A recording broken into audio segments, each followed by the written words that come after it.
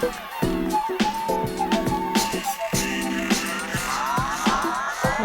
Speak Up Sis Podcast family.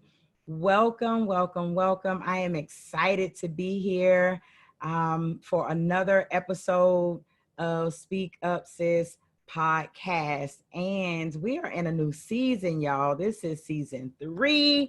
I'm so excited. We have made it. Didn't know I would last this long, but we're still here. And I'm still having an opportunity to talk to some amazing people. And right here, as you all can see, and for those of you who are actually listening, I've got a handsome gentleman in front of me. His name is Mr. Eric Jones Jr., and he's going to share with us his amazing story of triumph. So I'm going to go ahead and give you the floor, Eric, and you can introduce yourself and talk to us a little bit about who you are and, you know, how you've gotten to where you are in your life right now. Well, thank you for the opportunity to be a guest on your show. Thank you to the listeners for tuning in whenever you tune in. Like she said, my name is Eric Jones Jr., and I was born with a rare disease called club hands. So that makes my arm shorter than everyone else. And everyone has 2 bones in their arm. I don't have the main bone, the radius. It was nothing that was going on with my parents. You know, nothing happened to them. Nothing happened to me. God just made me that way. So when I first was born, my mom loved me like any mother would. My dad, he wasn't rocking with me. He was blaming my mom. He was like, oh, it's your fault, this, and that. And like throughout the short period my dad was in my life, because he passed away when I was 4, he kind of sheltered me. He kind of like didn't want the world to know his son had looked a different way. Nothing wrong with me, but looked a different way. But my mom always gave me that love. So when I was in the hospital, there was a hospital called Shriners. I don't know if you ever heard of Shriners. It helps young children with disabilities, and they so happen to be there. So they signed my mom up, you know, told her about the program. So from the age of 6 months all the way until I was 17 years old, I had to get surgeries. The surgeries consisted of arm breaking, taking cartilage from different fingers and putting them somewhere else. My first surgery to me was my worst because they couldn't find a vein. It's hard to find a vein in my arm. And so they had to cut my leg open. They still couldn't find the vein, and they had to put the IV in my manhood. So yeah, that was wow. Yeah. How old were you at this point? I was 6. This was my first surgery. I was 6 months old. 6 months old.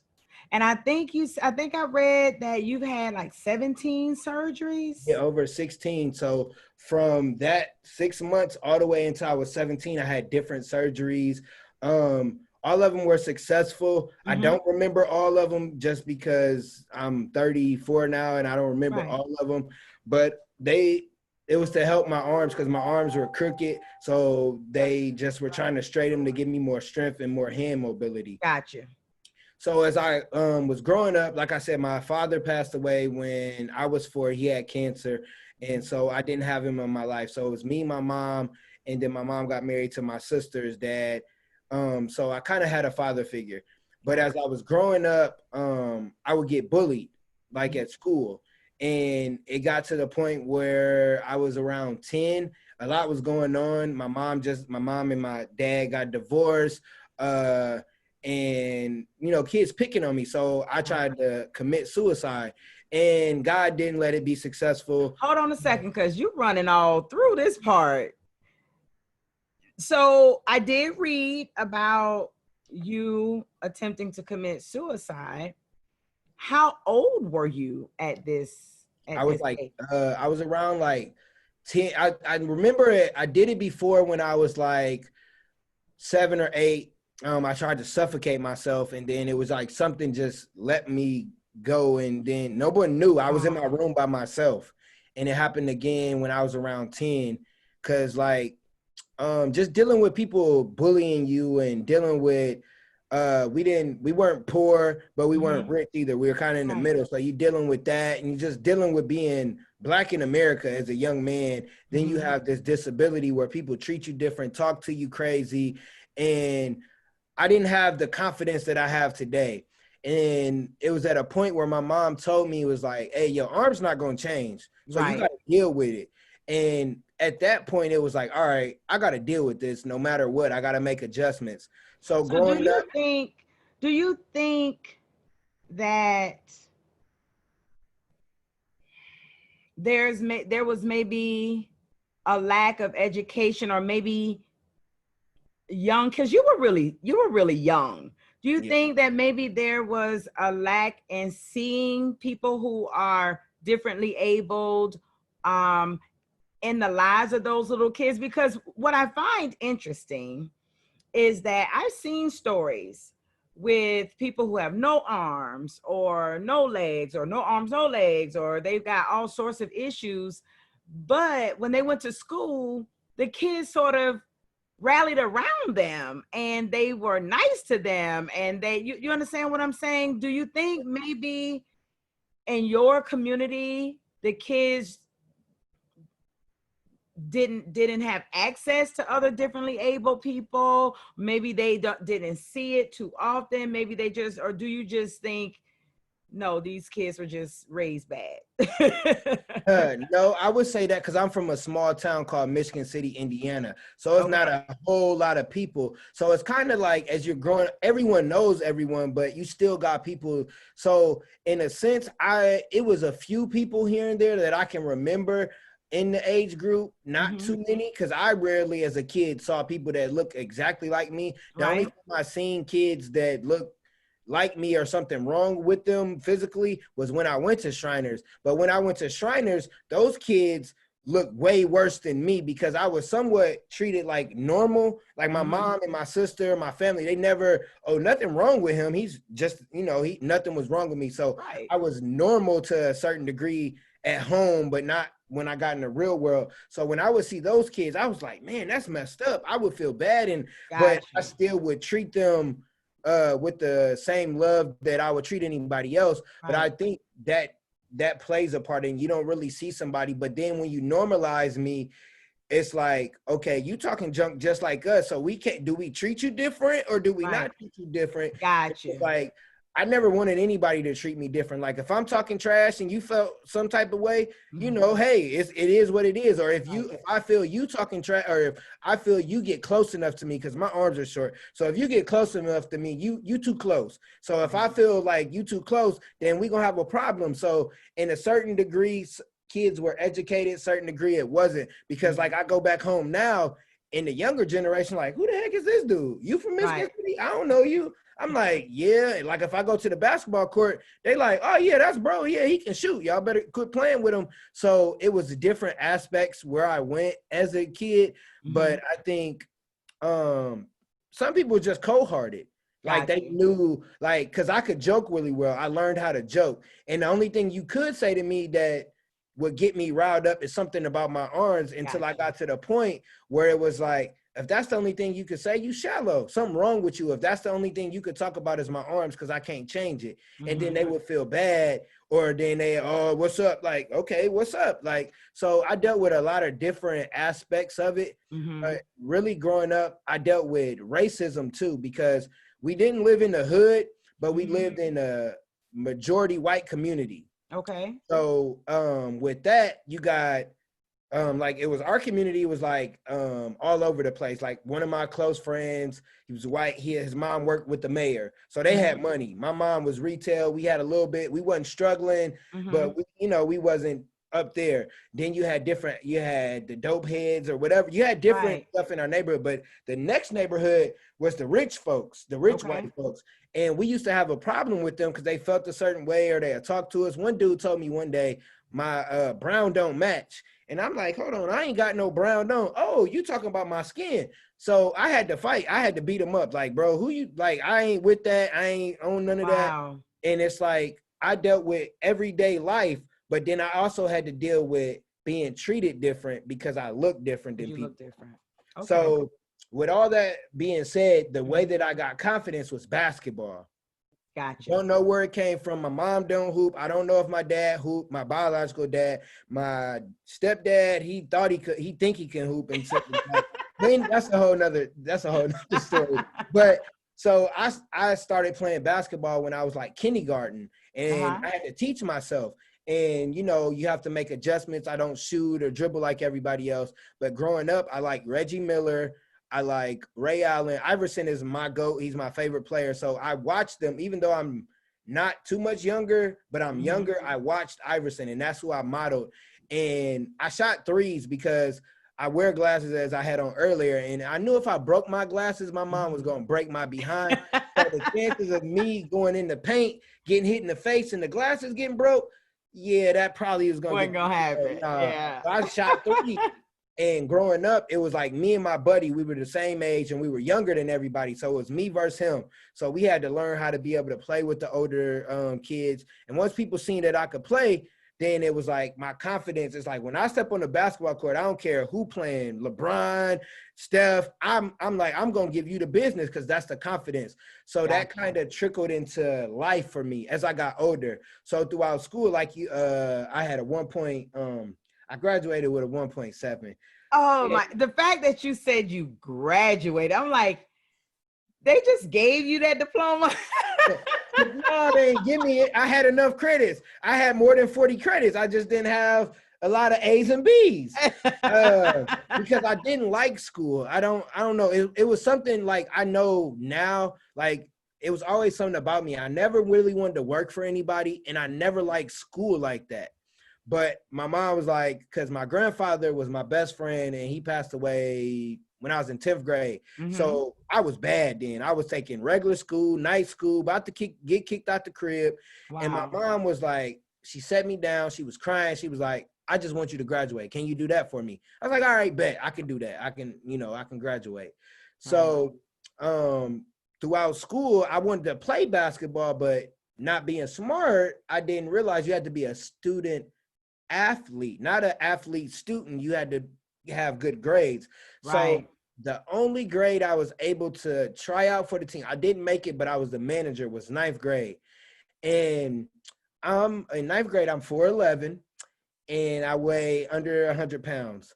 So everybody else is like big, but they was like, the coach was like, Jones, you're gonna get to play. And I get to play? So I'm excited. Everybody else on the other team was 6 feet or taller. Wow. So I'm like, oh, okay, you're going to put me out here with the Giants. But I made every shot that I took, and I even got a steal. I didn't make the layup because I was scared I was going to get blocked. But after the game, the other team's like, oh, my God, like, it was amazing to them because you don't see somebody like that. And it was like, I'm like, oh, thank you. But I'm like, this is what I do. And my teammates was excited because they like, yeah, he get to show everybody what he can do. So throughout life, I had my ups and downs, but then I had good moments too. And then being an adult, you think, okay, I'm born with a disability. I'm going to get disability. I'm be straight, No, you can work. I see you have work history. You worked at KFC. You worked here. Oh, wait a minute. I was born with it. I was born disabled. Y'all call me disabled. Everybody treats me that way, but I can't get no assistance. No. No assistance. So throughout my adulthood, it was hard. Well, I went to college. I'm a 2-time dropout in college, but I didn't like school. And I picked computer programming. Wasn't what I thought it was. Tried to tell my mom, hey, mom, yeah, this ain't for me. Boy, this what you signed up for? This what you gonna do? Okay, so I like your mom. Your mom sounds like my kind of mom. Yeah. Okay, my mom nickname is Shut 'em Down. That's what my sister called her nickname is Shut 'em Down. But so I went to college. I tricked off college, like just partying.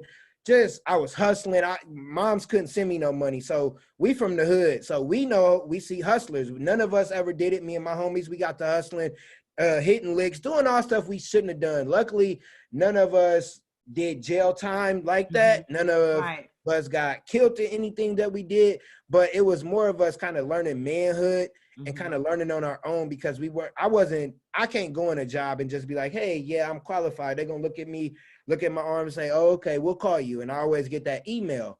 So as an adult, life was hard. And so I had family. I moved to Indianapolis, Indiana, where I live now. And my cousins was like, hey, you could come be our Manny, not a nanny, but a Manny. Because just to get me out of Michigan City, because I wasn't trying to live there. So I had another job. I worked with them. My cousin, like to this day, like he taught me a lot of stuff about what I'm seeing now at 30. I was 20, 25. And he was just telling me about like having a different mindset. He was putting it in me, but I wasn't really understanding it. And so just working different jobs, still being denied of assistance. Then I go try to get assistance to find a job. They get me a job at Jules. I'm like, bro, what is this? Like, this can't pay for nothing I want to do. So what's Jules? Jules, sorry. It's a grocery store. It's like Kroger's, Marsh. It's not Walmart, but it's small. So even with that, I had to walk to work because my mom was not getting up at 6 o'clock to take me to work. So I'm dropped out of college, walking to work, working at a grocery store. I'm in my 20s. I'm supposed to be in college. Life is just like, what the heck is going on? So I moved with my cousins. And then my best friend at the time, I lived with her and her family. I got enough money. I saved up. I'm like, I got enough rent for some months, figuring life out. I end up meeting my ex-wife. We started dating and, having someone different. She started helping me. I got a job with benefits because my mom told me if you ever have a kid, you better have a job with benefits. And when I got this job with benefits, lo and behold, I finally got a son. So, but she had a daughter. So, and I hate that I always interrupt, but that's something that's very common here on Speak Up Sis Podcast, because I like to get to the questions that I know people want to ask. Go ahead. Yep. Because you jumped all over, I got married and divorced and had a baby. Now we're talking about this, your whole story is, triumphing over this physical disability, or I like to say being differently abled. Yeah. Right? Like that. So come on, let's keep it 100. Folks is like, so how was dating? Was that an issue when you were trying to, you was trying to holler at a cutie or something? Did you get a lot of rejection because of your arms? Was that ever an issue? Or you just like, no, that's one problem I didn't have? So I would say yes and no, because like being from a small town, you grow up with people, they see you. So I dated. My mom was a little strict, so I didn't get an opportunity to like date in high school. Like I'm charming. People say I flirt, but I'm just a charming dude. And I'm funny, so that works with women. So I just didn't have that. I didn't have a car. My younger sister she used to block me. Like, so I didn't have a lot of opportunity in high school. So when I got to college, my freshman year, I was nervous. Like I had one little encounter with a little chick. Like it was chicks that I liked because I'm from a small town. You go to a college, it's bad. It's beautiful. I'm like, oh my goodness, what's going on? Like, so I didn't have the juice that I have today. Gotcha. So I went to Cedar Point after freshman year, and I worked there, and that's that was the best summer I ever had in my life. I went with a couple friends, and you work at the park and you meet people from all over the world. That's where I got my confidence, because everybody, I'm in the park, I'm seeing customers, I'm working with hundreds of people, so I got that confidence. So I mean, I would get rejected throughout life. It's reasonable. Some people, whatever, but I think part of me lost opportunities in relationships because I thought people would treat me a certain way, or I had that negative thought. I've missed out on those opportunities. Right. So I would say yes and no. I mean, it's not hard for me to charm a woman. So I'm just being honest. For those of you who are not watching us, if you're just listening, he is a handsome young man, got a charming smile. And if you didn't see his arms, you just wouldn't know. Like, you just wouldn't. So do you think some of that, because it sounds like, and I think this is a really, really good nugget for everybody to take away from this conversation, along with some others. But one thing I think I heard you say was you lost opportunities because of what you thought people thought about you. Not necessarily that you knew how they felt or that they had said anything, but maybe you did not assert yourself, or maybe you didn't pursue because you thought that maybe they're thinking that maybe this might not be whatever. Did I catch that right? Yes, you definitely did. So it's because of the way people treated me growing up. Like, sometimes you would think people would take it as it would be a joke. And so sometimes in my mind, like I remember one time in middle school, it was a girl from church. She was older than me. And like, she asked me out in front of everybody like that was outside. And I thought it was a joke. And I was like, nah. And she felt a certain way. You hurt her feelings because of my negative thoughts because of what went on. So I had to, as an adult, I went to counseling and I started figuring those things out from certain things, or from people not trusting people, because you know how you have certain family members. Oh yeah, we're gonna come get you, and you just at the window. And so part of that had to do with trust issues, of people letting me down. And it's like I really didn't know how to love other people or accept other people's love, and I thought it was like whatever, and I just move on with my day. So that stopped a lot of opportunities in relationships, even maybe just friendships. It ain't even got to be, we was going to be a couple or anything.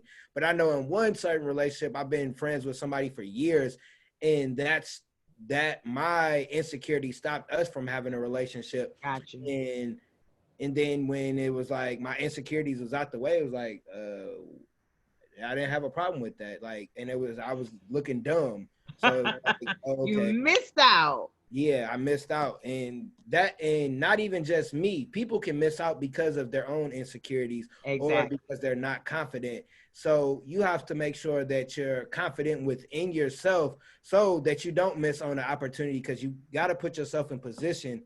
And once you're in position, that opportunity comes. You can't be like, oh, well, I'm on the championship team. Let me not show up to the game today, and we end up losing. Right. So you gotta have it within. And I had to learn that over the years of how to love from within and not worry about what other people say or how they treated me.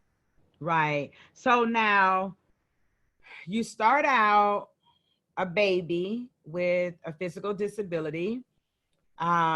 Your father passes away super early in your life. So you got mom, single parent for a while, then she gets married, and then divorced, single parent again. School is just not your thing. Got that 1.7 going on, right? You got bullying going on. School is just not hitting on anything. You've attempted, suicide twice as a youngster, which every time I hear that, I mean, it's bad enough that people try and commit suicide, period. But when you hear about babies doing it, it just does something to me. And as a mom of 4 sons, I can't even imagine walking into a room and seeing my 7-year-old who has just suffocated himself to death or whatever, So you're dealing with all of those things. And yet today you're a motivational speaker, you're an author, you're a dad, you've been married and divorced like all the rest of us with regular size arms. And so how did you get to that place? How did you transition from your, those beginnings to where you are currently? To be honest, it was me having my son. And it was like, okay, this little human here is dependent on me. And I don't know, like, even though my sister's dad is my dad, he wasn't like there for us. Like, he was there, but he wasn't there. So I never had great examples as a dad. I just knew this dude depends on me. So I got to get my stuff together. So I was just regular, average thinking, going to work, playing the game, chilling, drinking, whatever, hanging with the homies. I got me a woman, so I'm good at home. Like, but I always wanted more. I never wanted to go work for someone. For some reason, I always had a different mindset. And once I had my son, I heard of Eric Thomas. Mm-hmm. And when I heard of him, I watched the video and I was like, whoa, okay, Yeah. I need to get it together. And he He's a so happened beast. to come to Indianapolis that he ended up coming that summer that I seen the video. So not too much longer. I joined the community and I got part of that, and I started telling my story because I really didn't know what I wanted to do. I'm like, I just don't want to work for people.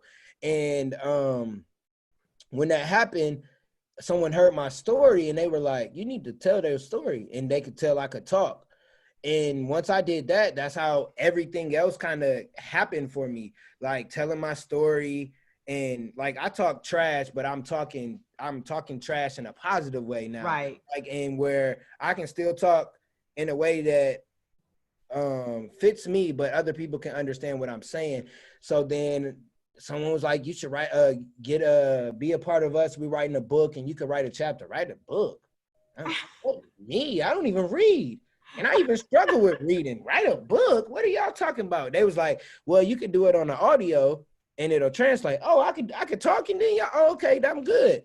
And then so my son's sister is like my bonus daughter in basketball. She fell in love for a smart time because I was doing it, and she wanted me to coach. So I started coaching. They was like, oh, he's good. Oh, he can win a championship. So I like coaching. I don't really hoop as much anymore because a little elder in the knees, and yeah, but I got to get back in shape because my son, he hoop. He only 6, so I give him 20 years till he beat me because I'm a competitive. Right. He gonna think he playing in the 80s because I'm a foul. I'm gonna do all that. So you said when you were in the 9th grade, you were like 4'11". How tall are you now?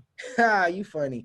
I'm 5'7", 5'8" on a good day. So in 10th grade, I went from 4'11" to 5'3", and I finally got over 100 pounds. Today, I'm 140. The biggest I've ever got in my life is 150.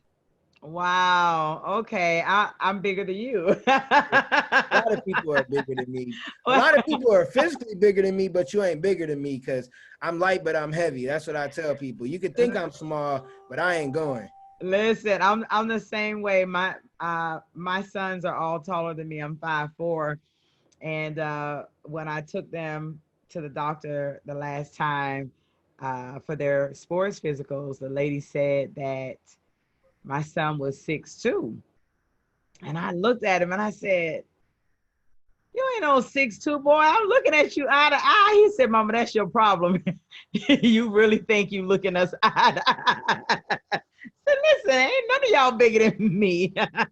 Yeah, I that's the totally thing. get it. That's the thing, though. I don't care how old you get, how Uh-huh. big you get, your mama will still knock you out. That's So don't right. think that because you're 7 foot, 300, I don't care. I ain't going to try her. And so that I'm just going to let all the sons, young, old, don't try your mama because she going to have something up her sleeve that's going to That's knock you on right. the Gonna bring you ground. right on back to size. So I see your son, and he's super handsome. Um, do you think basketball is going to be what he wants to do when he's in school? Is that something you're sort of grooming him for, or you're going to allow him to find his way? So my son been here before, and he's already like, you can see something special in him because each age he went from being a drummer to a preacher to just all these different things. Like, yeah, he would have like the Bible, tell me and his mom sit down and we gonna listen. He prayed. Okay. So basketball has been his thing since birth, though. Like that's Okay. one thing consistently he's always been interested. I don't push him. I take him to the park every now and then because I know what kind of dad I am. So I don't want to be that dad and be over aggressive. So I got him a trainer. He just finished his last game yesterday. So he's played he played? Baseball. And he's really into fashion. So I started a clothing line called Christian Dewan for him. Okay. So as he gets older, he can have his own business. Cause one thing I remember, like my dad only left me because I have a brother by my dad, and he only left us problems. So I don't want to ever leave my son problems. I want to leave him generational wealth ownership so he can when he gets to being 18, if he want to go to college, he'd be like, well, I could pay for it, or I don't really need to. So I kind of let him be himself, and just try to make him the best human he can be. Mm-hmm. And other than that, whatever he chooses to be, whatever he, wants to do, I can see fashion in him because he's albino, and that's one thing that he can control. He doesn't really understand about his skin right now. Sometimes he thinks, oh, I'm white, or so we're going through that with him. But fashion, he's very confident. It makes him confident, and it makes him feel a certain way. So I know that's going to be his thing. And if basketball is, I'm there for him. If he decides football or technology or whatever he wants to be, I'm there for him. And I'm always going to make sure I put him around the right environment so that he can excel and be the best that he can be. Because I know I can't give him everything. Mm-hmm. I can only give him how to be the best human he can be. That's what's up. That's what's up. So listen, my brain is all over the place when it comes to your story. I'm telling you, I probably got far too many questions to ask. I do want to know more about your mentoring.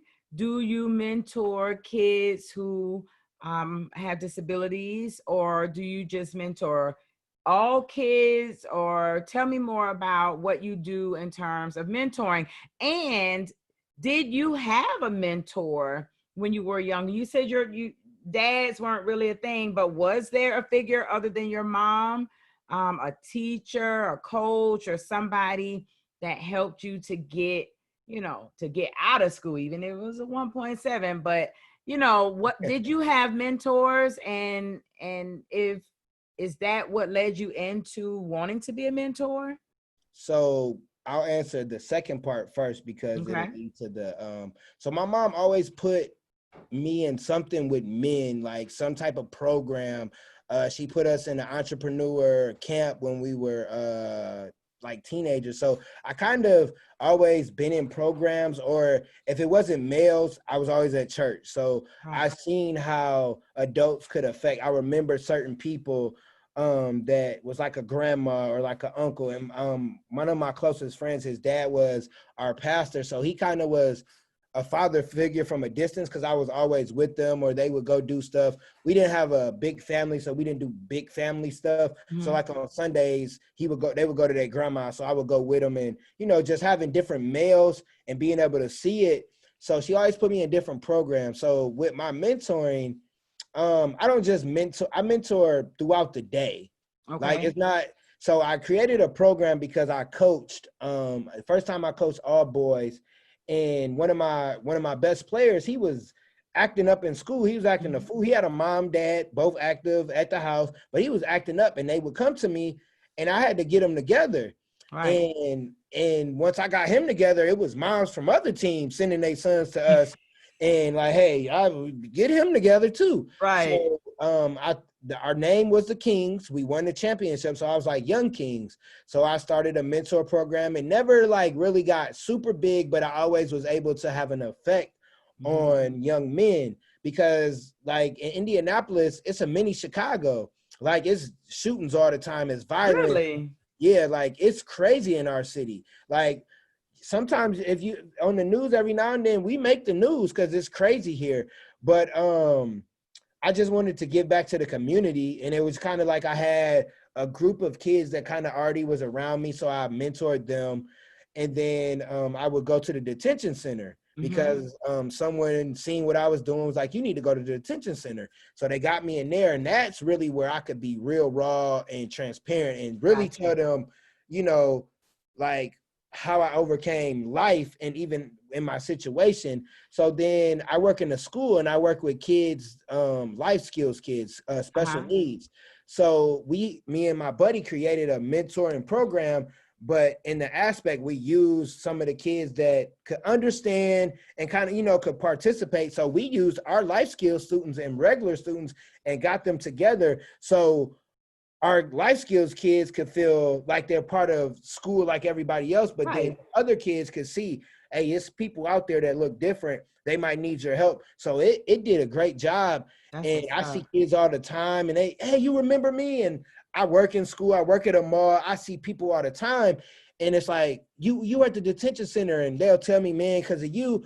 One dude was like, I graduated, or we doing this and that. And so I mentor anytime I see kids. Even I work at Finish Line. I work with some younger kids, not kids, adults, and I mentor them. So I always learn that you gotta be on your post at all times. That's So I right. have to make sure that like I'm helping somebody out that's younger than me and not obtaining knowledge and not giving it to them, because I'm not an old head, but I'm older. Not yet. Not yet, but I'm, almost up there for younger kids. And I had old heads, but they could only teach you so much. Like I want to teach them the right way to do things and not just hustling, because anybody can hustle. If you can add, you can hustle. Just got to know what product you're going to sell. So I'm just saying. Listen, that's what's up. What I love about your story is that it really does align with Speak Up Sis. And Speak Up Sis is all about sharing our stories to inspire the stories of others. I believe, I'm a God girl, just in case you didn't know, but I believe in Revelations 12:11. And, when the Bible tells us that we overcome by the word of our testimony, right? By the blood of the Lamb and the word of our testimony.